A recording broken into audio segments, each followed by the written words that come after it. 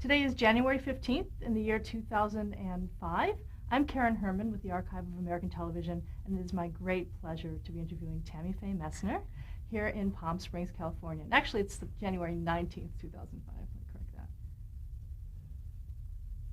that. Okay, let's start right from the beginning. All right. And our first question is... I was born. When was that? I was born on March 7th, and I'm not giving the date, but it was March 7th. And what was your name at birth? Tamara, T-A-M-A-R-A, Faye LaValley, capital L-A, capital V-A-L-L-E-Y. Did you have any nicknames growing up? Yes. My nickname was Squirt because I was so little, and Sunshine because I was always free and easy, and I enjoyed school. So Squirt and Sunshine. Now, were you called Tammy Faye as a child, or was it... No, I was called Tammy. When did you start to become... Jim Bakker called me Tammy Faye.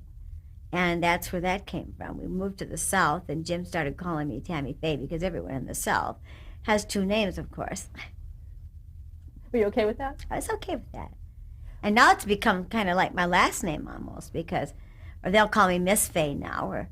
And I go a lot of places where they call me Miss Faye, which is fun. Where were you born? I was born in International Falls, Minnesota. We were right across from the Canadian border. What was your father's name? My father's name was Carl LaValley, but he and my mother were divorced when I was 3, so my mother married a man named Fred Grover, who became my wonderful, wonderful daddy, who I love so much. What did he do? He worked in the paper mill. And your mother's name? Rachel Minnie Fairchild. Did she work? At home like a dog with 8 kids. 8 kids? There was the oldest of 8. I was the oldest of 8, yes. What are your siblings' names? Tammy, Donnie, Larry, Judy, Danny, Johnny, Debbie, and Ruth. I did it. Talk a little bit about growing up. What's your family like, your home like? Growing up was fun because when you're in a large family, you know, you always have company. You always have someone to play with. You always have somebody to fight with. You always have somebody to do something for you. I helped raise 7 of my brothers and sisters, and so I was like this little mom, you know. And we just had a merry, happy time growing up together. Was there a lot of humor in your house? Pardon me? Was there a lot of humor in your house? A lot of joking and humor and... Oh my Lord, our family was crazy. We were all nuts. Everybody could see something funny in everything, and that was a nice thing. My mom was really funny. She was really talented. Every Christmas, she decorated the house, even though we were a very poor family. She decorated the house with streamers and all kinds of awesome things. She got this fireplace that she would use every year, this real heavy cardboard fireplace, and had a little, we would put a little bulb behind it that flickered, so it looked like it had a little fire. And us kids would all sit around that fireplace like it was the real thing. And we would sing Christmas carols, and Christmas was always wonderful at our house because Mom ordered from Sears Roebuck, and it was kind of an order catalog order thing, you know, because up in International Falls, Minnesota, it was a very small town. And but Christmas was always filled with just the toy we all wanted, or 2 or 3 toys. Mama sacrificed to give the children a good Christmas. So we had a wonderful family. My mother would decorate the dining room table. She would make villages with ice skating rinks on them, and we would ice skate all the time. Not in the village on the table, of course. We would go down the back alley of our house, and there was a big ice skating rink, and we would ice skate for hours and hours and hours every day, except when it was church time. Was your family very religious? Our family was not religious. We had a what I feel was a family that loved Jesus. We really loved God with all of our hearts. All of us did. And we went to church every time the church doors were open. Was there a specific point in your childhood that you found God? I was 10 years old when I found God. And it changed my life. It totally changed my life. It seemed, I don't know why you'd think a little 10-year-old wouldn't carry around a lot of burdens. You wouldn't think a little 10-year-old would have much sin in their life. But somehow that night when I asked Jesus to come into my heart and forgive me my sins, It was like a burden rolled away off my shoulders. And it was like a lot of sin fell away. And from that day forward, I began to talk to Jesus. And I would talk to him all the time. I would pray. I would get down by my bed at night and pray and pray and pray. And I believe those prayers that I prayed as a young girl is what has seen me through my life, actually, and gotten me to the place where I am today. As a child, what did you want to be when you grew up? I wanted to be an evangelist or a preacher. Always did. Was that common for a girl to want to be? No, I don't think that was common. There were very few women preachers at that time, but I had a calling on my life from God. From that night when the Lord came into my heart, I got a desire to serve him that never left. How did you plan to pursue that? Well, I would plan to go to Bible college, and which I did, and that's where Jim Bakker found me, and we immediately got married and went out on the evangelistic field and began to minister in all churches all over the country. Going back a little bit, when you were a child, were you interested in entertainment at all? No, I was very shy. I was a very shy little girl. I loved to make people laugh. In fact, there's a little place in the baby book that Mother wrote about me that I thought was funny. She said, even when Tammy was 1 and 2 years old, she wanted to make people laugh. And if they didn't laugh, she would do whatever she was doing until they did laugh. She said she needed a spanking, but her grandma wouldn't let me give her one.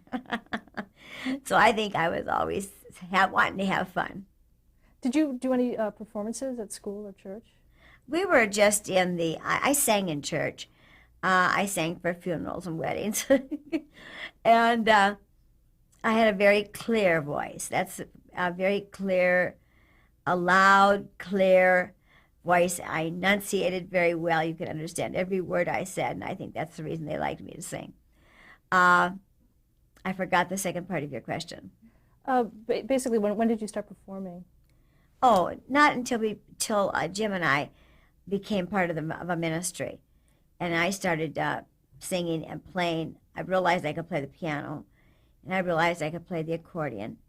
I had a large accordion called a Quarterbox, and it actually had an organ attached to it. And so when you played it, it sounded like you were playing this huge organ. And it was bigger than but I managed to sit down and play that thing all over the country. And it was fun. I enjoyed it. Could you read music? I did not read music, do not read music to this day. It's all by ear. Mm-hmm. I had found that you had appeared on the radio as a child. Is that true? That you'd sung on the radio? I don't know if I sang on the radio or not. I don't remember it if I did.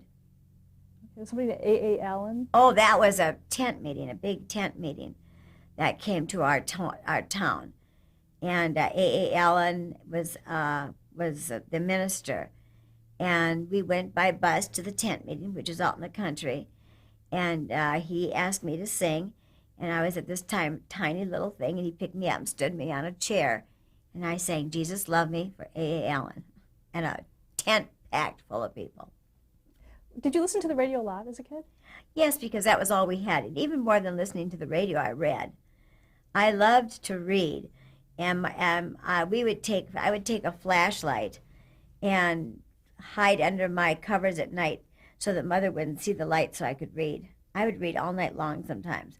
Nancy Drew and all of those mysteries and all those wonderful children's stories, and it would take me away. It would take me away for just for the few hours that I was reading. I would be in another land. I'd be in another world. I would be doing things that I never got to do in International Falls, Minnesota, and so reading was an escape for me. Do you remember the first time that you saw television? Yes, I do, and it was a little box with a lot of snow in it. It's exactly what I saw. Were you interested in it once you began to see shows? Was that something that you Well, I wasn't really interested in television that much. I had no idea about what it could be. And every show you had to kind of watch through the snow, And so it really was not very interesting for me. You had already started talking about going to Bible college. What college was that? We went to North Central Bible College in Minneapolis, Minnesota. Okay. And that's where you met Jim Bakker? That's where I met Jim. How did you meet? I was dating other people, and One night I went out with about 7 or 8 boys. They just wanted to take me bowling. And I had 4 brothers, so I didn't think anything of it. So I went bowling with this bunch of guys, and as I came back into the school, Jim Bakker shook his finger at me. He was hall monitor and said, "Tammy LaValle," he said, "you're going to lose your reputation if you keep doing that." I was so naive, I had no idea even what he was talking about. He said, "You can't go out with that many guys." And I never thought anything of it, because to me it was just like me being with my brothers, you know. So I didn't do that again. And then you were married soon after? I met Jim in around Christmas time, and we were married April 1st. And then you left school for that, is that correct? We were kicked out of school because we got married. Why was it not allowed? You had to come in married. You couldn't get married while you were there. How did that affect you? What did you decide to do? Oh, man, we were free finally.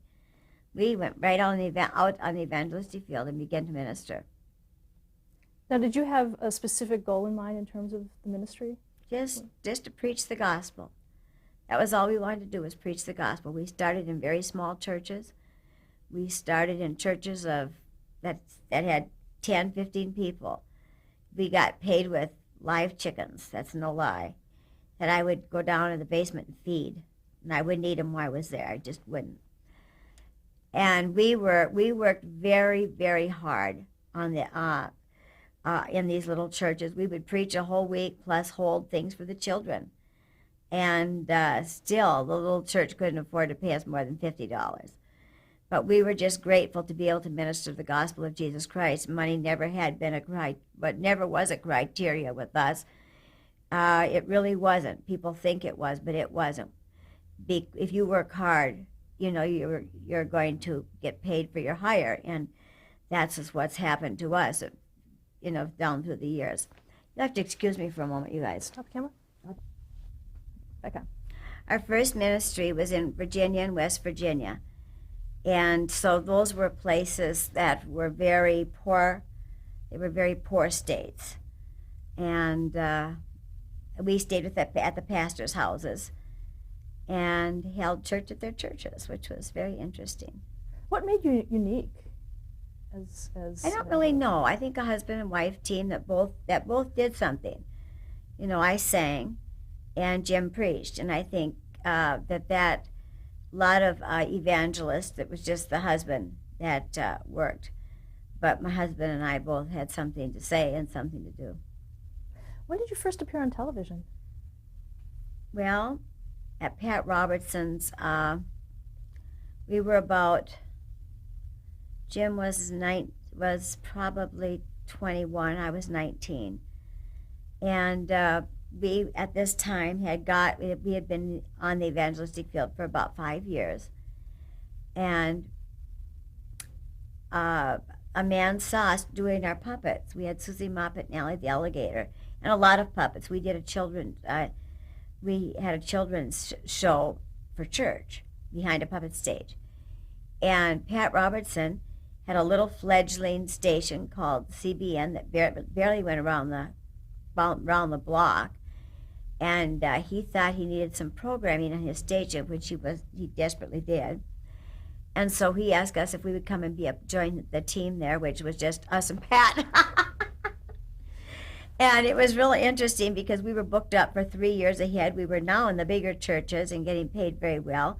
We had bought ourselves a travel trailer and a little puppy dog, and we were at the very height of our evangelistic ministry when Pat asked us to be a part of his ministry, and of course that was a dream for Jim. And so there it started with Pat Robertson at CBN. What was the show called, that first show you did? First show it was called the Jim and Tammy Show, and we did a children's program. Can you describe that program? Talk about the characters and what the message was. Well, the message was a "you can make it" message. We've always had it. And it was living by good principles. One of the puppets was a little stinker, and the other one was really, really nice and very gentle. Susie Moppet was a little stinker, and Ellie the Alligator was the good one, and she would pull tricks on him. And it began to build and build and build and build and build until we were having 100 kids come to the television studio. And then with the kids came the parents. And with the parents came the money so that Pat could start building more on his Christian television studio. Now, were you operating the puppets? What kind of puppets Yes. were these? Just little hand puppets. And you do the voices and everything? Uh-huh. Where did that lead on CBN? Well, it built CBN, I believe. And Jim had always told Pat, we will come on one condition. We will come on the condition that that I can someday have a show like Johnny Carson. And so finally that someday came. We had built the puppets until we had a wonderful audience. And we were being syndicated. We started to syndicate the puppet show. And Jim said, okay, Pat, you promised. Pat said, you're right, I did. And Jim started the first 700 Club, which was the first Christian talk show ever. Now, were you on it? No, I wasn't on it. Was that by choice? No, it wasn't by my choice. It's just that it was just the way it happened.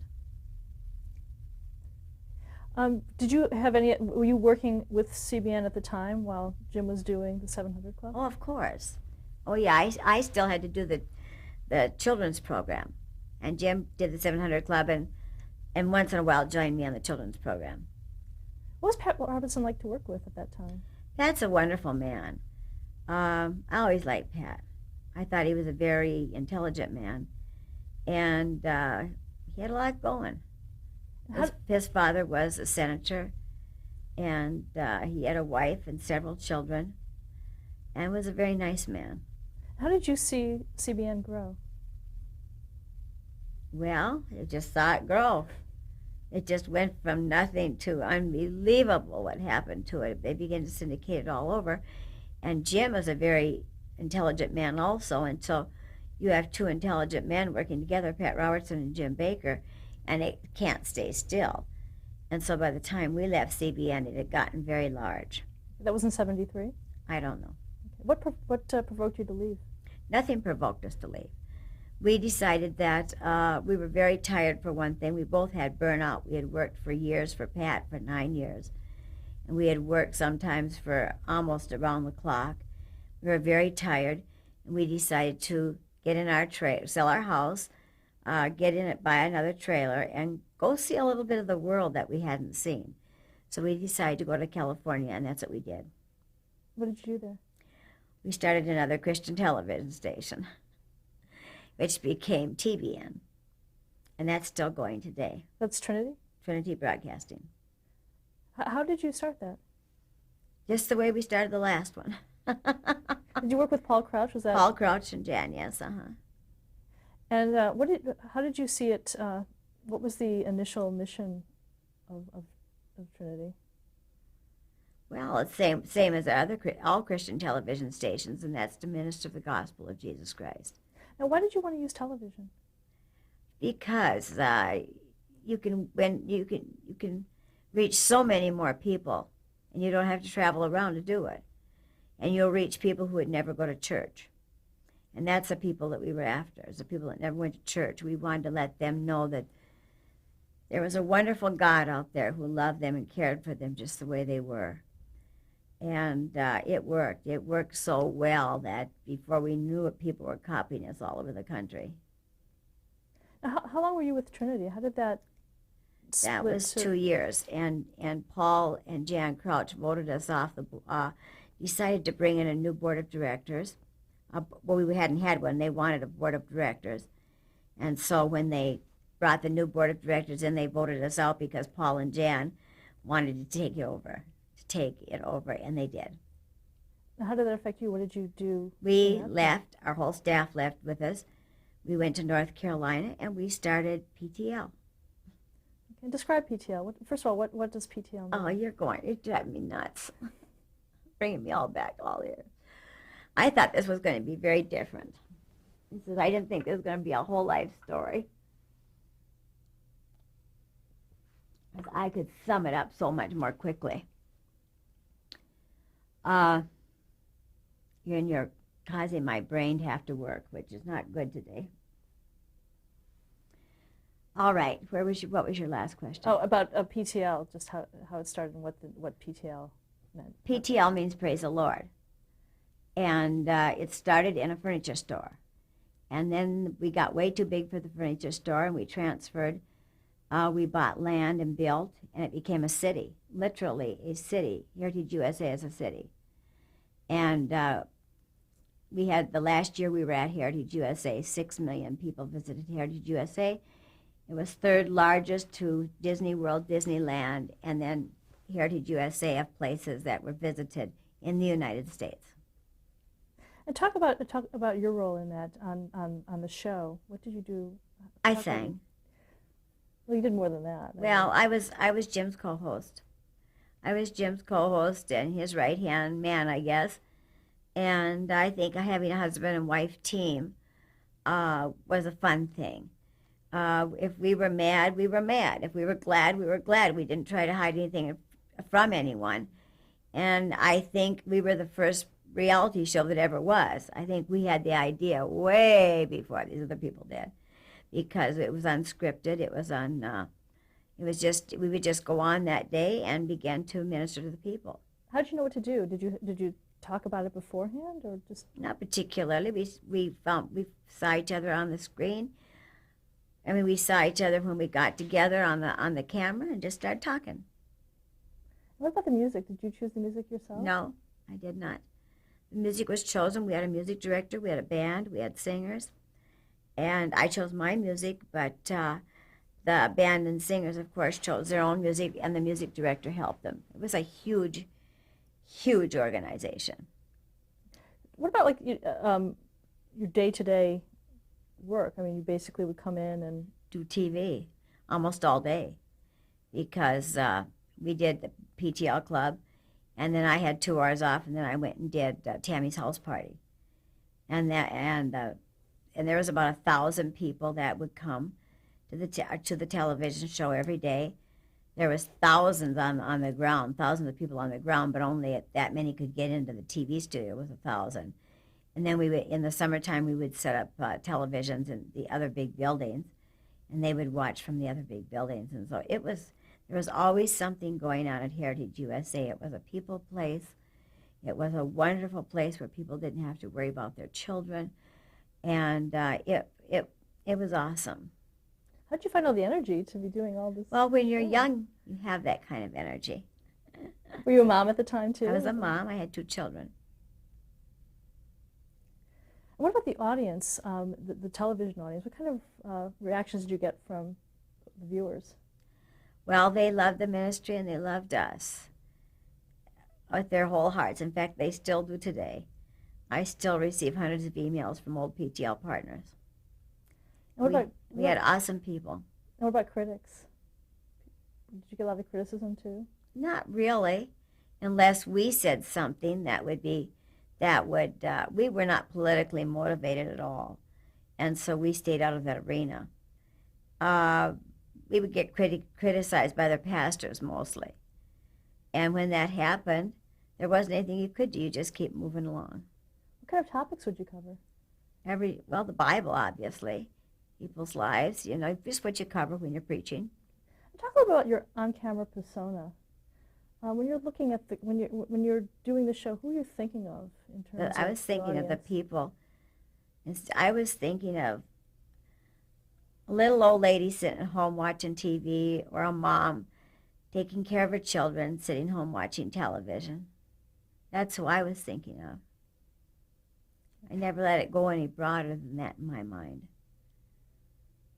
What about the growth? How did it grew? It was an unbelievable, phenomenal growth. They said it was like a snowball rushing down a mountain, and it really was. And for 2 kids that had never even graduated from college, this was a gigantic responsibility. We had to hire many. We had 3,000 people work at PTL. And then we hired people also to help run the ministry, because there was no way that one person or 2 people could do it themselves. We had many, many, many, many, many buildings and apartments, and it was a city. How did you handle the fame, personally? I didn't feel I was famous. Just never thought about it. I still don't today. It's not one of the things that is ever uppermost on my mind. Were you involved in the business? No, never. Eventually, there was the scandal. Can you talk a little about that? How that No, affected you? I won't talk about that. Okay. But how did your life change after that? After it was gone? After it was gone, it was very sad. We lived a very sad existence. I prayed to die. I prayed that God would take our whole family home, but now that's a prayer that I'm glad he didn't listen to, because now our whole family is still in the ministry. Jim Bakker's back on television again. Tammy Sue Bakker is making albums and ministering all over the country. Jay Bakker is also ministering in Atlanta. He has a very large church and a bar. And I'm ministering in the secular media all over, everywhere. Let's talk about some of the other programs that you did. In 1996, you did the Jim, Jay, and Tammy Faye show. That was fun. Jim, Jay, and I were like brother and sister. We had a lot of fun together. In fact, Jim Jay still calls today. We still talk today. He was a neat young man. And I think if they would have allowed us to do the show the way we wanted to do it, it would still be going today. How did you want to do it? Well, we wanted to do it our way, and they didn't want us to do it our way, so. Is there something specific you wanted to do that they just said no? Well, we just wanted one takes, basically, and they demanded 3 and 4 takes of everything we did. Well, by that time, it's not funny anymore. You also appeared on Roseanne. Yeah. Take a look at that. I like Roseanne. Okay, you did her sitcom and her I did. talk show. And I also did Drew Carey, the Drew Carey show. Talk a little about that. You That was played, fun. Mimi's mother, I think? Yeah, that was a lot of fun. Great crew. Yeah, how did that come about? That's I don't have any difference. idea of how it comes about.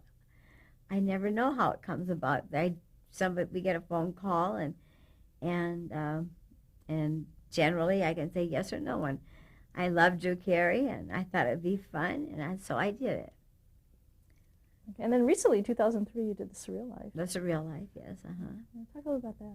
That was fun. We enjoyed that very, very much. It was scary the first couple of days, and then once you get to know each other, you have a real good time. And so we had a real special group that still keeps in contact. How did you feel about reality television? I mean, actually, I hate reality television. I think it's ruining America. I think it's ruining young lives today. And that was one of the reasons that my husband felt I ought to go and do the reality show. He said, Tammy, go out there and let your light shine. He said, be who you are and let people see that there can be some, decency and some in reality television show, and it doesn't all have to be stupid, And so with Fear and Trembling, I did that, and our whole gang, I thought we had one of the best reality shows that there ever has been, because ours was honest and true. And so many of them, they are not, and they're just performing for the camera.